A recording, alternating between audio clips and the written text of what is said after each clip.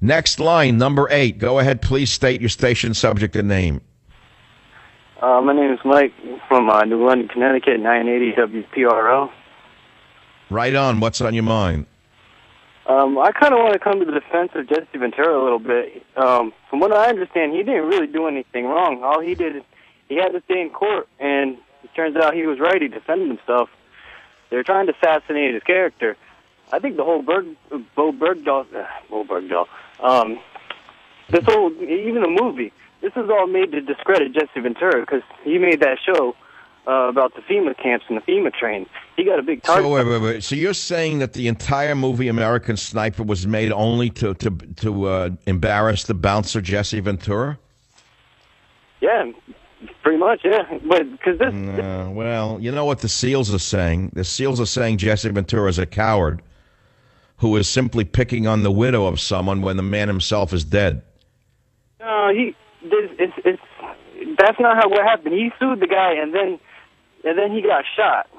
And he had to sue his wife. He had to go through the thing because he didn't get punched out by the guy. He wasn't talking bad about other Marines. He would never do that. He's a proud Marine. He's a veteran himself. He fought in Vietnam.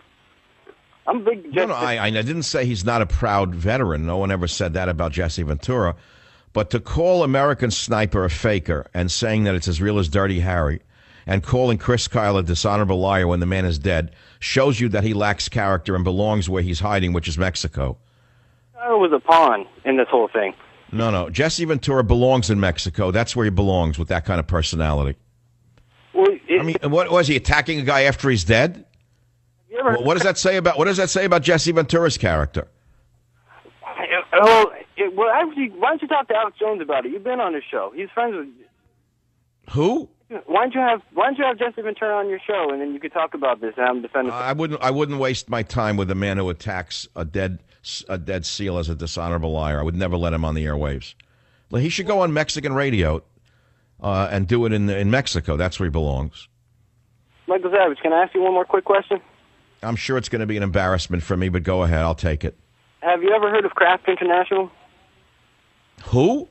It's a group called Craft International. They're contractors. So when you get back from, you can join up with these guys. Craft International was all over the Boston bombing. They had their faces blurred out when they showed the pictures on the news. So you're part of the conspiracy theory, along with him, who says that even the Boston bombing was done by the government, right? Not necessarily. No, I don't believe the government would do that to its own people. But there's evil people, the communists in our government, who are trying to take over everything. Yeah, but did you ever think that the Craft International men were there as undercover agents trying to stop the bombing? And they failed. I think they were hired to just do a drill, just do a little practice thing. Well, one of the guys there, they're on the inside with the communist group that are trying to take over our country, and they gave one of the guys a real bomb that blew up, just like what happened with World Trade Center 1, So you don't think that Sarnoff brothers were terrorists? No, I think they were Patsy too. They were getting paychecks from the CIA. That's been proven already. The Sarnoff brothers were very much Muslim terrorists. Come on now. They were allowed to fly with fake IDs, and the only way you can do that is if the government lets you. There's no way you can get Well, you can take any event after the fact and say the government conspired to do it. The bottom line is bombs were set off at the Boston Marathon by Muslim terrorists, and they weren't stopped for whatever the reasons. It's that simple. They're spying on everybody. Knows that. And at the end of the day, Ventura is a left-wing halfwit, and the judge and jury that stole millions from Chris Kyle's estate for him are no better. The legal system is as corrupt as the government is in this country. And he sues a widow, so it just shows you who Jesse Ventura really is.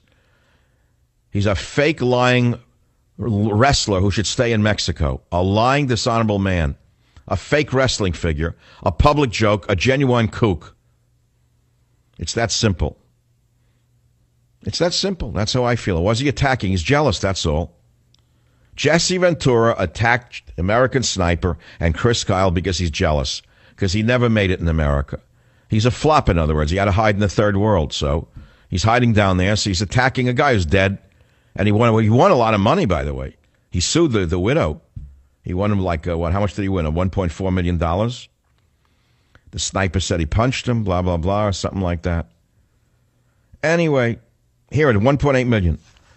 Ventura won his defamation suit against the late Seals estate, and the judge awarded him $1.8 million. How much got smeared back to the judge, I wonder? Publisher HarperCollins has removed the passage from the best-selling book, although the Kyle estate has appealed the ruling. Who's the judge? And how much got smeared into the judge's hands? Or his daughter somewhere? I don't know who the judge is, but we know in New York it was common practice for the judges to be as filthy as a hooker on Times Square in the 1960s.